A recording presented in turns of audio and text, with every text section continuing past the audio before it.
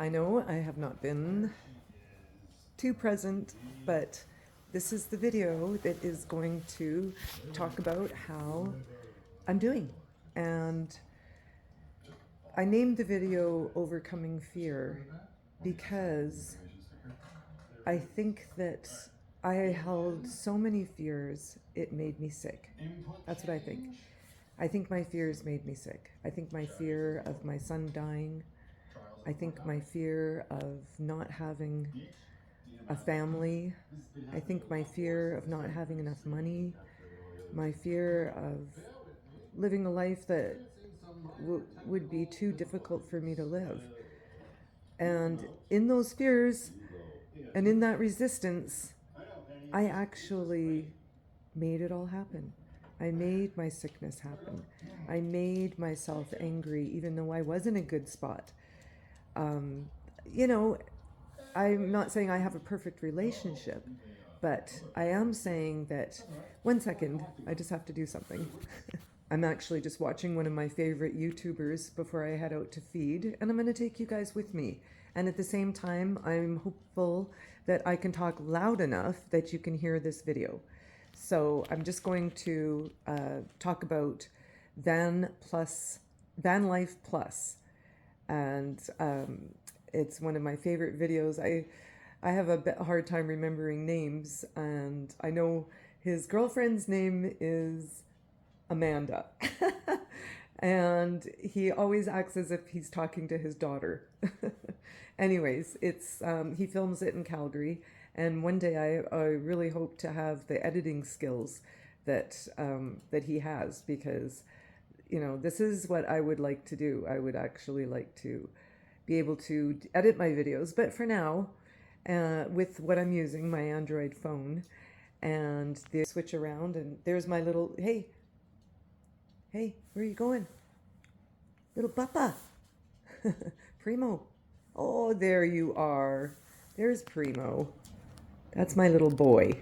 That's my little boy, Primo. And you all have met Button. This is my little girl, Button. And here is Violet, my beautiful girl, Violet.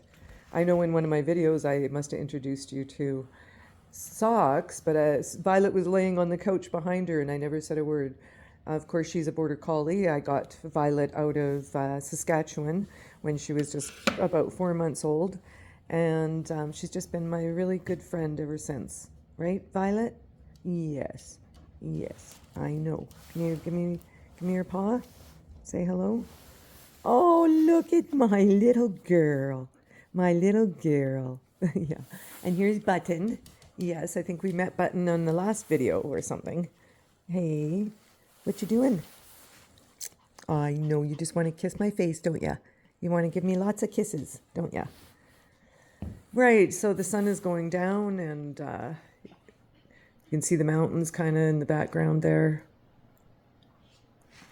So come with me. Hopefully with one hand I can actually feed the horses. Could be a bit difficult though, because I find it's, holding this camera not a lot of fun. But I do enjoy so much having an audience or being able to talk to somebody. Even though, I can't see you or anything, I still feel as though there is somebody out there listening. And I do see I have 6 viewers. Now that might just be robots, but anyhow, I'm going for humans. Come on, Primo. Gotta put Primo away. There I go. I've got this little cage up here. I don't usually have it here, but I find it's a lot easier. And because my husband is a hoarder in that room, you don't ever want to go in there. That's a scary room. Yeah, so I just tuck him away in the cage, and that way I am not bothered by him when I go to feed. Sometimes he runs up to the door and starts crying, and here I am way down at the barn, and I can't let him in. So, and there's not always people home, so. All right. Oh, I forgot my gloves. Oh, sec. Get my gloves. That one. There's that one. That's perfect. Right, Violet? Right, Violet? Yeah. Good girl. There you go. So the whole idea of healing is to start creating a world of safety for yourself. A world that, encompasses a feeling of security and safety. And honestly, I don't remember ever having that in my life. As a child growing up, I never felt safe or secure in my parents. Maybe like a child should feel safe and secure, honestly. I might have... Oh no, I forgot all of your vegetables. Can you believe it? What am I gonna do? I have to go back and get them later because they're all like, we want our food now, Mama. And what do we have here? My little girl Peep, right? My little girl Peep. See? Where's Peep? Oh, right there. No Peep. And then what is going on in here? Why is this open? And there's my other little... Oh! Don't fight, you guys. Don't want to fight. Oh my goodness, nobody... Oh! There's my little boy. There's my little boy. Oh! The horses aren't going to have the goats coming up here. Oh, there he is. Hello. Oh, there's my little girl. So I am actually going to... Hello! Oh! I am going to have to feed the goats first, right? I'm going to have to feed you first, right? Hello. Hello, my boy. Let's see here. I do have a goat rope. Just trying to figure out where. No! Get down. Get down. Good boy. Just a sec. I gotta find that rope. Oh, here it is. That is a goat rope right there. My little goat rope. My little goat rope. See that? This is the strangest thing because what you have to do is... Maybe somebody can tell me what I'm doing wrong. You see how it goes? Like this. So you have to put it around their nose if they're going to let you. So I'm going to have to, because I got to try this. Just a sec. Okay. I don't know how I'm going to put these videos together. But anyhow. Here you go, buddy. Here you go. Here you go. This is my little... What is your name again? I forget. Fuck! I can't remember his name. Oh well. I'm gonna call you Mishka, but I know that's not your name. I know that's not your name. Come on, what's your name? What's your name? You gotta tell me your name because I completely forget your name. Isn't that terrible? Isn't that terrible? Oh boy. All right.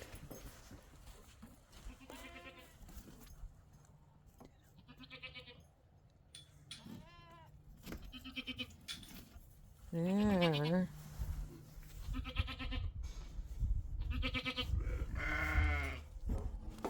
Oh, come on. Come on. This is not the way I usually see this going.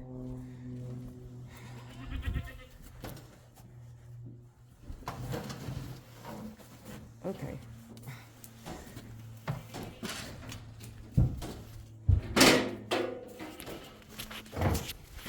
All right. Come on. You have to come out. There you go. There. There. Come on. You got to come out this way. Come on. Hi, everybody. Hello. Hello. Come on. Come on. Come on.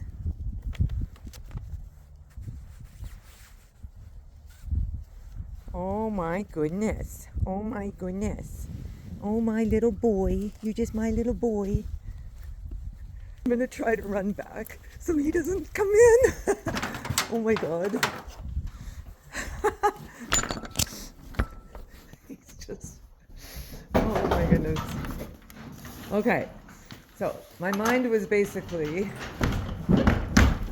where's socks? Socks! Okay.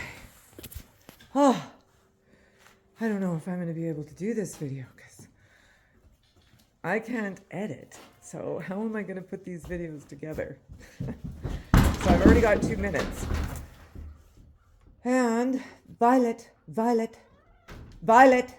let's go. Where's socks? Did I not let socks out? I don't remember now. Just a sec.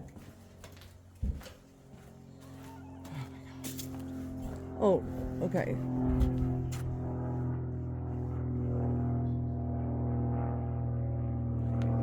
Huh. Well, might as well clean up a bit.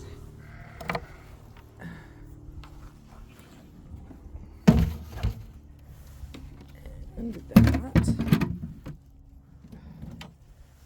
And let's go on in, guys. Oh yeah, back to the fear of everything in life and not knowing which way to turn. And you know, I was going through a time when the most fearful was when I left the religion that I had belonged to for a long.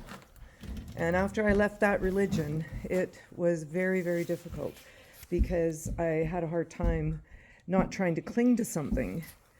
And though I believed in God at the time, and I still believe in some sort of, I believe in something, but it's certainly not it's a God that I believed, with a religion.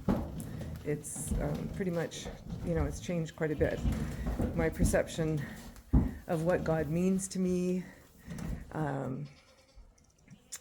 there is just so much. There's just so much that goes on in your life, and as you grow older, you change, and so I had this great fear of leaving my husband, and I did it anyway, but I got even more fearful, and the fear for my son was paramount. Like, I always felt as though the most important thing to me was his well-being, but in that same instance, I was neglectful of my own health and well-being. So it made it really, really difficult for me to heal from what I was already going through. And that was, trying to leave my husband and the religion that saved me. Now, a lot of people don't do that sort of thing. I know that. But I've always lived in a way that was according to me and not according to other people. I was a people pleaser for sure. I did fall into that. I honestly did fall into that. But at the same time, what I mean is that even in falling into a kind of a very strict religion, which I won't mention at the time because it's just not important, but all of that is what really broke me. All of that was very, very difficult for me. And I wasn't able to recover very quickly because I was older, and of course I was going through menopause, and it was absolutely, it was absolutely the hardest thing is going through menopause. I can't tell you,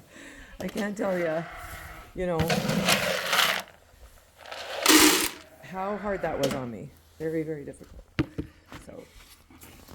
So now, I've I've gotten through most of the worst of menopause all by myself. And again, I'm not the kind of person that looks to other people for help or other professionals, even though I guess that would have been an I've done, but I just didn't know where to turn, I didn't know how to deal with loss and betrayal, and my ex-husband was making it so difficult on me. I don't know how I was able to survive it. It was something that, it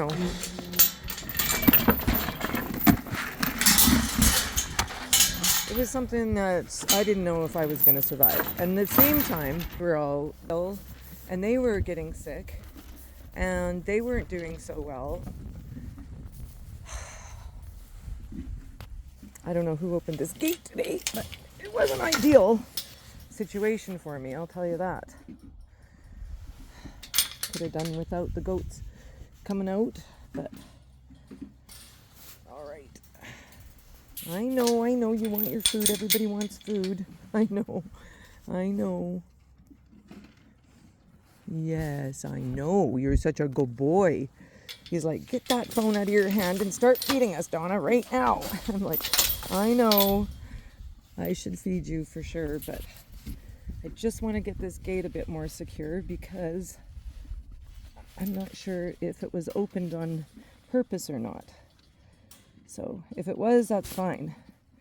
But so I don't know how I do things like that. I don't know how I get through things that are so difficult, and I feel like I want to die, but I get through them.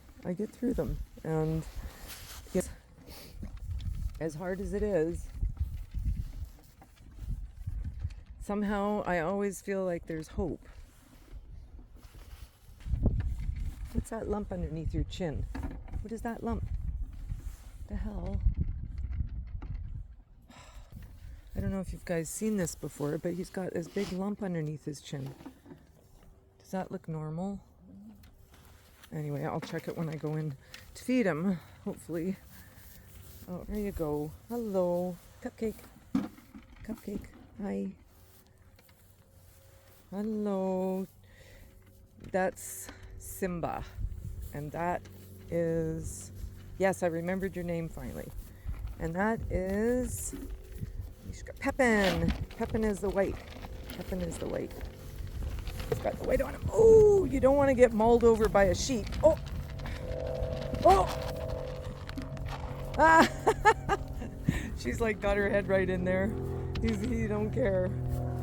He doesn't care. Ow! Oh. Sometimes they ram up against my leg. Oh my God, it hurts because my leg is still not back in shape yet. Even though I've done really well. I'm very proud of myself as far as healing is concerned. But unfortunately, I have got this leg pain that when disrupted, it can be very, very painful. Just, you heard me scream. Well, it's just such an abrupt pain, and it's like a knife just stabs right into my leg. And these guys are so heavy. I have to be so watchful and so careful that they don't smack into me all the time. Yeah, so it's okay now, but just always eating. I guess they're eating, because the farrier came the other day, so they're probably eating all of the... You guys are eating all the scraps, right? This door is so hard to close. Anyhow. We'll give it just a sec.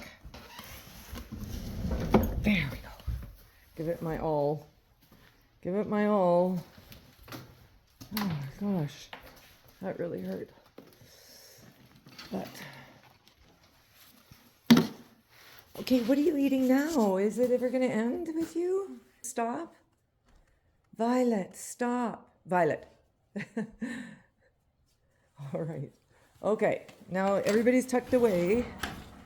Now that everybody's tucked away, let's let you in. Right? Come on in. Got to check that sore on your mouth. That sore. No, don't come on the way in. Just wait.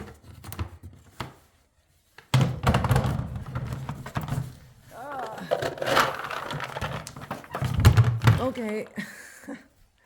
All right, there you go. Now, what's going on here with your mouth? Oh, okay. All right, that's nothing. That's just the normal bone. Okay.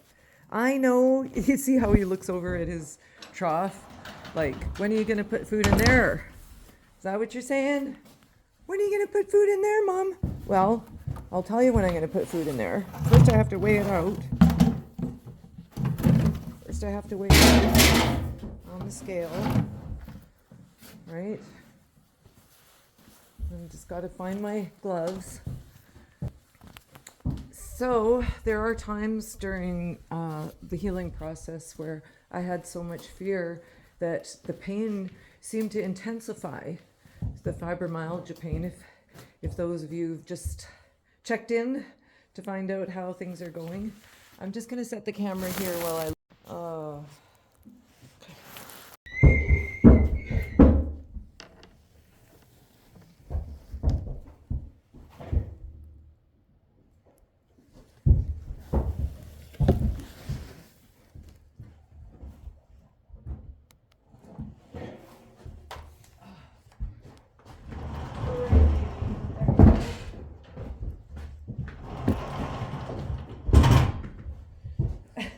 Yeah, I'm just trying to get all this work done. It's probably the silliest thing, having the record button on again, because I'm sure I messed it all up.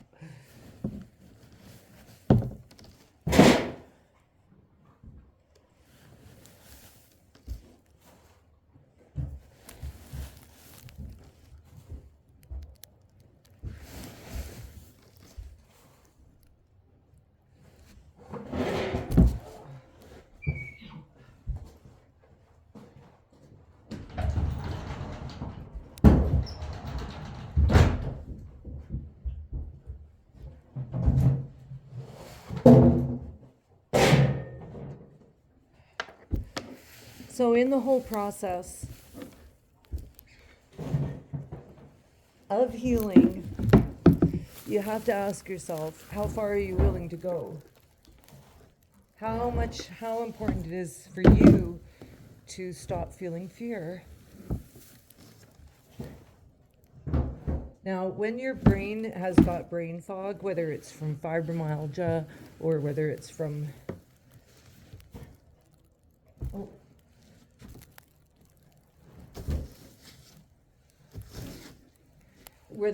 fibromyalgia or whether it's from some sort of chronic pain that never goes away and the doctors have no idea how to heal it. So when you're faced with that question, it's how do I feel the fear?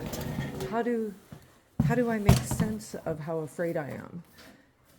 Those are the questions that you have to ask yourself when you're immersed in fear, when there's nothing else but what you feel every day is fear. Fear of getting out of bed, fear of falling, fear of tripping, fear of being on my horse and falling.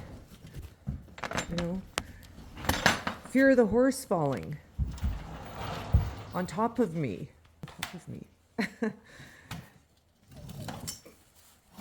So, get a camera that I can ride my horse with. He's a little bit nervous of the camera. That's Charlie. Hi, Charlie. He's a bit nervous. That's okay. Right, Charlie?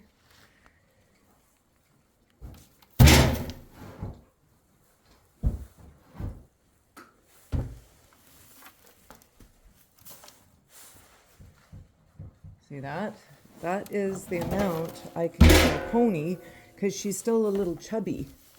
So I want her to, I'm going to put every little bit in there for her. I want her to lose some of that chub because if she doesn't lose it, she's going to end up being way too chubby. And then she can get sick. So horses get, it's like colic, they get laminitis, and when they're older, like my pony is maybe 7 or 8, but as they get into their senior years, which that's my horses, they actually end up getting laminitis or colic a lot quicker from green grass. And this year, or I mean this time of year in the spring, the grass is the richest. Even the cold weather brings sugars into the brown grass. So they have got the green grass that is just fresh and growing, plus the brown grass. But you know, I love horses, and I believe that the horses have done a lot to heal me while I've gone through this process, and I feel really grateful to them because they are the ones that I felt like I was really living for, even though, you know, I have sons and I think of them too, but my sons are quite self-sufficient and they really don't need mama, but these animals do. And I don't have any grandchildren, and I probably won't be having any grandchildren very soon, and that's okay.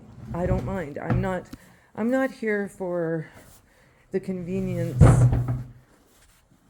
of being a grandmother, if that makes sense.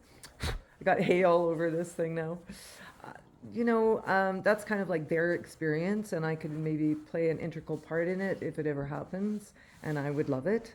But I don't want them to have children unless they're good and ready to, because I know the sacrifices that I had to make. Even though I was like middle-aged, I was 34 when I was pregnant and had my first child. I was pregnant at 33 and had my first child at 34. And believe me, the 90s were no party. If you think the 90s were fun, not from somebody that was born in the 60s, and then I enjoyed the 70s and the 80s. You know, it just doesn't make any sense to go around telling people the 90s were great, because the 90s were not great at all. In fact, all of my rock and roll music, all the music I just absolutely loved, it just disappeared. All of it. I couldn't find it anywhere. I mean, what happened? You know, I was like, what happened, Led Zeppelin? Where's your tunes? Where's your good tunes, Zeppelin? I want these good tunes, you know. And no, they were nowhere to be found. Nowhere to be found. No good tunes for me. So that wasn't good. I certainly didn't like that. You know, having to deal with that situation, right? Like, it was hard enough just, you know, being 30. There was a show out at that time. It was called 30 something. And I always thought, what the hell? What the hell is this show about? 30 something. You know, it just seems like we were so lost in our 30s. You know, when I got to 30, I don't even know if I watched the show. I don't even know how long it was on, but it was just annoying. Oh boy. Uh-oh. Am I going to get trouble from you guys? Am I going to get trouble? Huh? Ah! Damn. Oh, they don't get any. Damn. Wow. That is hilarious. So, yeah. I don't have to worry about that. So, yeah, I mean, you know, here I was trying to, you know, have children and, you know, do the right thing by them. I thought I was raising them in a religion that was good for them. And when I finally gave birth to my first baby, it was awesome. You know, that was one of the greatest adventure. I did have a little bit of trouble, so they did give me a C-section. And during the C-section, they said that they had a hard time. Like my ex was down in the area. Of course, I had this, you know, blanket or whatever sheet put up, so I couldn't really see what was going on. But he was watching, and he said it looked like they were having a bit of a hard time getting the baby out. But in C-sections, that can often happen. So it's not really. Sorry, my screen is full of hay. It's not really something that it would be unique to me. That was the for sure. It was definitely not a unique situation. There she goes. There she goes. She knows where to go. She knows where to go. Okay. Just a little bit chubby, but she also has her hair. She's got her long coat on still. So once she has a bit more of a diet and she loses some of that hair, be just beauty. She's going to be just beauty. We don't want her ending up not doing so good. Right? Right, my little girl? Yeah. She's always had a little bit of a fat belly, and I've never been able to do much for it. So I give her cranberry. I give her this stuff. I don't know, any horse people out there, you might have seen this before. It's cranberry and cinnamon. If I didn't have the phone in my hand, I mix it in there for them. But I'll be back down a little later anyways to tuck her in, put her back in, and then do my good nights with all the horses. And yeah. So when my son was born, I was definitely fearful. Definitely, because he was born with they said it was his hips, that there were the problem where it was in his hips. And honestly, I don't know. I never had a baby before. So, what was going on? Hello, Baba. This is Duke. He's one of our rescues. Most of them are rescues. Sorry. Duke is a Akbash Pyrenees, and he's a very good boy. He was rescued from an acreage. I don't know how old he was. I don't know. I don't remember what they said. I think they might have said he was 4, but always add 2 years onto it at least when they say an age. And yeah, and we got him, and he's just been a really good boy. He's been a really good boy, haven't you, Duke? Yeah, with his big paws and his big claws.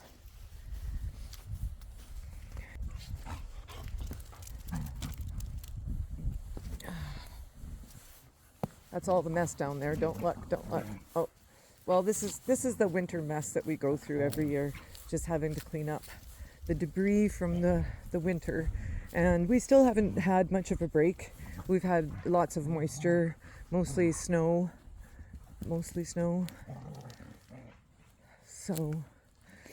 So when my son was born, I was actually very fearful, because they were fearful. The doctors showed a lot of fear in their expression about what was going on with him at the time. And they said, you just have to watch and be careful and whatever, bring him in for testing. And within a few short months, I'd developed a type of bump along his spine. And I became, of course, very concerned as his mother. We got him to the hospital, the Children's Hospital here in Calgary, and we had them run some tests to see, what was going on with him and if he was going to be okay. So they couldn't find anything, and they kept us in the hospital a little too long. I wanted to spend the time with my son, and although they were fearful, I just felt like it was my destiny. And I ended up realizing and remembering that it was. And I had a pure indication as a teen, that my son, that I would have a child. And I didn't know, anything about what kind of child I would have, but I did know from the dream I had that it was going to be. It was not like a dream, but it was a dream, but it wasn't a dream. I was awake, and it was just very strange. I got transported somewhere, or I don't know what happened. But whatever happened in that dream, it was indicated to me very strongly that I would have a handicapped child. And it frightened me. So, of course, I lived with that fear. And I was able to bury it and forget about it and not think about it for a long, long time. And then when I was trying to figure out what was wrong with my son and how I played a role in it, and I just kept blaming myself. And one of the ladies that went to the congregation with me, we called each other's brothers and sisters, but we didn't have that blood relationship. It was just the way that we talked to each other and titled one another. Well, one of the sisters in the congregation said to me, because you did drugs, that your son is handicapped. And I was like,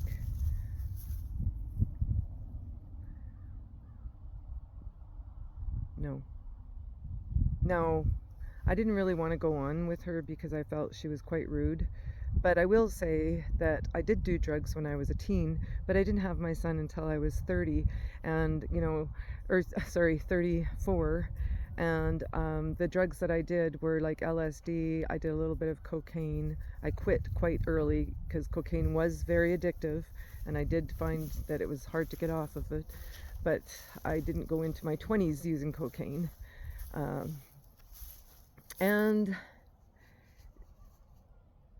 so it haunted me, and it filled me with so much anxiety and fear, because the doctors told me, he's going to die, and they said he probably won't live past the age of 13, and he probably wouldn't have had I went along with their idea of getting an operation. And I just felt like that's just not going to happen. I don't feel like a spinal operation was the answer. And so I did some more digging and found out that actually spinal operations, back surgeries, are under 50% successful. Yeah. So I had to be my son's advocate. And when, years go by, they still couldn't come up with a valid reason to do the experimental surgery, only that they thought it might help, and it might help in the future to do this, that, and the other thing on his spine. And I said to him, well, what if it doesn't though? And luckily enough, I ran into a lady who actually had a nephew, and she said he looks just like your son. She came up to me. I was at the Talisman Center working out. I used to bring my children there, and I taught them how to swim. I got them coaches. Even Ethan, my handicapped son, who can't really lift his head up like this, he learned how to swim and do some pretty cool moves in the water. But she came up to us one day and she said, I just wanted to say that I have a nephew back in, the Philippines, where I am from, and he's the same as your son. He's the same as your son. But my son was 6 at the time, and she said her nephew was now 8. And she said that her nephew had ended up with the operations, and now he's doing worse, and now they kept on having to go back in, because what happens is those titanium rods, they actually break. Yeah. They actually snap, and then they'll have to go back in and do another operation. So up till that point, I think she said he had more than 8 operations to do with the first operation. So as a mother, do you know how hard that would be to try to deal with my son? And my husband at the time, he was, I don't want to say useless, but he was. Here I am in the hospital, and his mother phones me crying. So where is the support for me? Nobody gave me the support. I had to support them. I had to give them the support and hold their emotional makeup in place. I was strong. I was strong for my son, but I ended up taking on way too much. Instead of making sure that I looked after myself and kept well, I felt guilty for being well. I felt guilty for being able to walk. I felt guilty for being able to move my head from side to side, because he can't.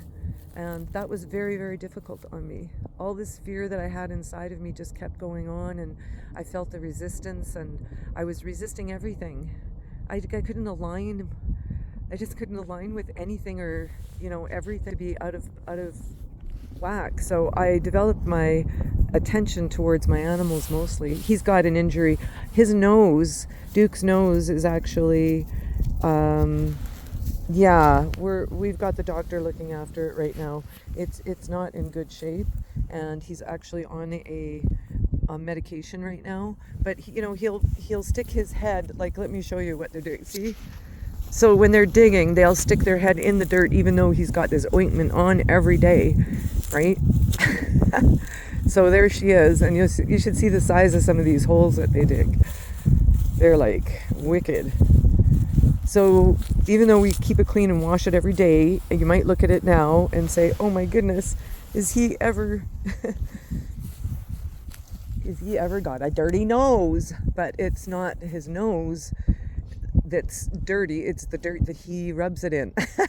If you can understand that. And we wash it and put the ointment on, and now he's on antibiotics because it got infected, because he keeps licking the other dog, and then he gets his nose all wet when he's licking the other dog. And yeah, it's part of having a couple dogs. You know, when you have one dog, they really can't do that to each other. So seems like they all kind of get into licking each other. You know, that's one of their things. They love licking, you know, cleaning each other's ears out. So things I find kind of grotesque. I don't really want to have anything to do with that. But the reason I brought up the idea of the fear that we have to endure, and how do we endure through that fear? How do we break that fear pattern in our own self? And really, I don't know. I feel like I am not anywhere near an authority to talk on fear, because I've been so full of fear for so long. Even though I actually almost died, I blue coated in the hospital with my second baby, and though he was fine, it nearly killed me. But I did have this experience. No, there was no bright white lights. No, there was no heavenly doors and gates and the Akashic records ready to judge me. It was just this spot wherever I was. It was actually dark. I don't remember seeing anything. It was like I was in a dream, kind of. And I just remember, you know, how did that go? I just remember like when I woke up, I was in the hospital and I felt like shit. So that's not really the part. But it was something that drove me to realize that even though my baby has just been born, that I would have to make some major changes in my life in order to be a successful mother. And to me, a successful mother is someone who allows her children to make the choices that they need to make, but still supports them. That's what I like to do as a mother. That's where I find my work begins and it ends. You know, sometimes your child doesn't even want you to be around, and they don't want your help, and you have to accept that too. You can't just, you know, think that your child is always going to want all your experience, because when they turn into their 20s, they become much smarter than you. I don't know how that happens. So in the whole idea of letting go of fear is actually letting go of resistance. So whenever something comes up that I feel like I have to resist, I turn it around and I say to myself, what you resist persists. So let go of the resistance. That's the best thing I can do, is just let go of the resistance. There's Sock. There you are. I wondered where you went.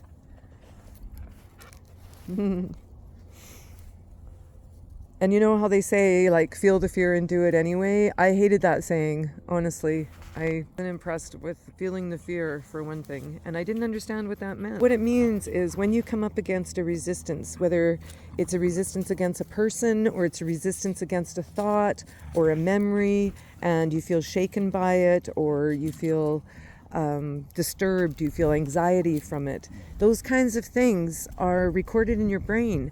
And interestingly enough, fibromyalgia has been getting a lot of studies lately, and some of the studies that I get to see when I'm researching, I get to hear them, and they said that they had some MRI some patients that they put electrodes on their brain, and then they did an MRI scan. So first set of patients was people that didn't have fibromyalgia. When they slid them into the MRI, their brain activity did heighten a slight bit, but then relaxed once they, got used to being in that MRI chamber. And then they did the patients that have chronic pain, which is, in this case, it was fibromyalgia. And what they did was when the fibromyalgia patients were they entered into the MRI and they were reading their brain scan again, like the same thing, their brain reacted as if a pot of hot coffee was thrown on them. Can you imagine that? So the experience that our brain has is exaggerated like 100 times more than it would be just with a normal brain. They go in the MRI. It is a little bit nerve wracking when you're going in, especially if you've got a little bit of claustrophobia like I do. And then, you know, and then the normal patients just relaxed, but not the fibromyalgia patients. No, they showed significant activity, and they said that it was as if they were burnt or scalded by hot coffee because their brain just went, off the charts. Now, you think about every time that my son would fall, I would feel this jolt of, I don't know, it just felt like kind of an energetic pain. It would just shatter me, because I was so worried that one of the falls was going to really injure him. And they never did. He was always able to fall like a normal child. But because I was so concerned about his well-being, that I wrapped myself up into it. And as a teenager, I had a serious accident on a horse. I fell on my spine, and I hit a bunch of rocks and was thrown off the horse. So I was going at a good velocity through the air onto the rocks. So that injured my legs, and I started to have issues with my legs when the cold weather came around. If I was out walking, my legs would burn. And I could never understand, why are they burning so much? I don't understand this. Socks! Why are they burning like this? Like, what is going on? I'd say to myself. And sure enough, I never went to a doctor, tried to find out what was going on, because I just thought, they're not gonna know what it is. That's what I always told myself. And whenever I did go to doctors, I always played down what I was feeling anyways, because I was raised by a mother who didn't want me to talk or speak or listen. She didn't want to have to listen to me. I was just kind of like this, alien child that she had that she didn't want. She made it clear I was a mistake, so it didn't bother me. I mean, I think the thing that bothered me the most is that she pretended that she liked me. That was the hardest part. So yeah, I've developed a lot of fear. Fear from the past, fear about the future, fear so debilitating that I wasn't able to walk. And now with LDN, I've been on it nearly 2 weeks, and I can do so much more. My legs and body don't ache and ache and ache with pain. When I wake up in the morning, I don't feel like I want to die. Yeah, it's a really good experience that I'm feeling now. And though it does take a bit to catch up to it, and there is also the idea of when you're starting to heal, like for me, I don't want to do it much anymore. When I was in pain all the time, all I did was work all day. I just barely sat down because I just wanted to distract myself. But now, look, you should see me. I'm just like playing games, sitting on the couch, getting rest, even had a nap yesterday, which is very rare for me. And so, yeah, there's just, all these things that I feel so much better about because of the LDN, the low dose naltrexone. I just feel so happy that I've given it a try, and I feel like I'm on a low dose, so it's 4.5, I believe. I actually had to reduce the cap, take some out, because my doctor dosed me at 5, and on the LDN Trust website, it actually says don't go over 4.5. So remember that.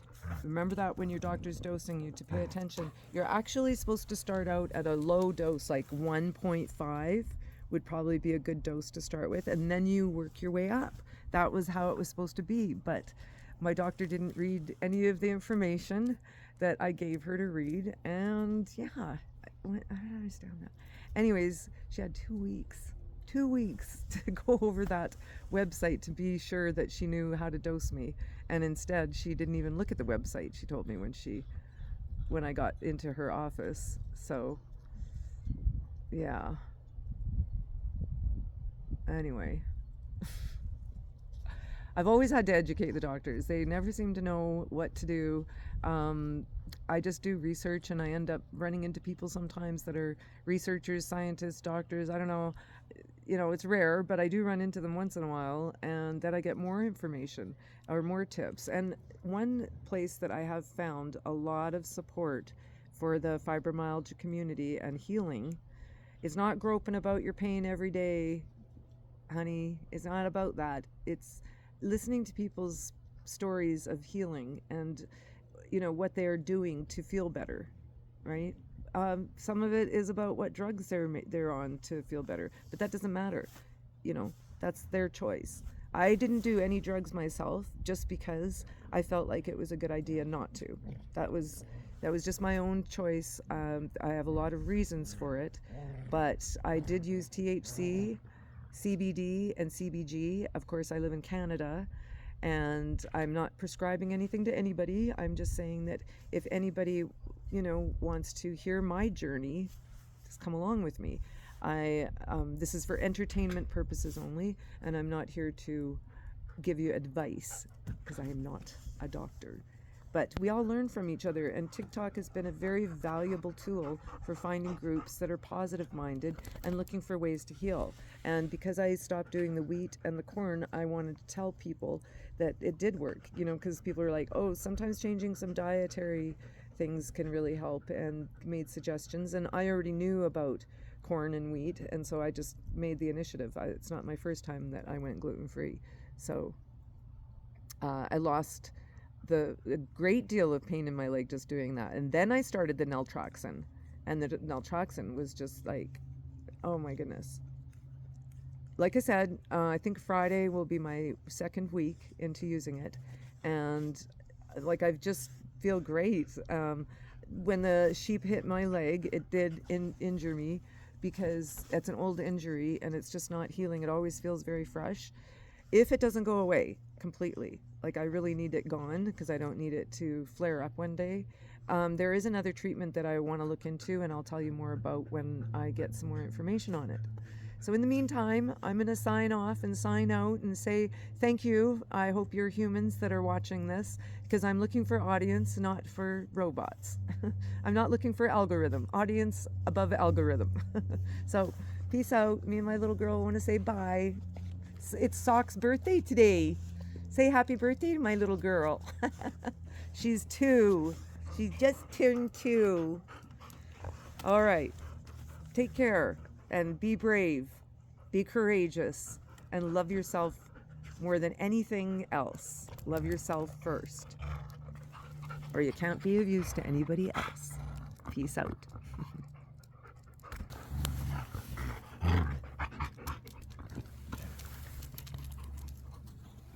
I think they're just trying to show off. They know I'm saying goodbye to all of you, all 2 of you. If you're not robots, I am doing a shout out to you, so click like if you want to see more. And you don't have to comment, it doesn't matter to me, but if you want to, I'm all up for it. All right. Say goodbye, Duke. Goodbye, Duke. Maybe next week his nose will look better. Dookie. Maybe next week. Maybe next week. Bye.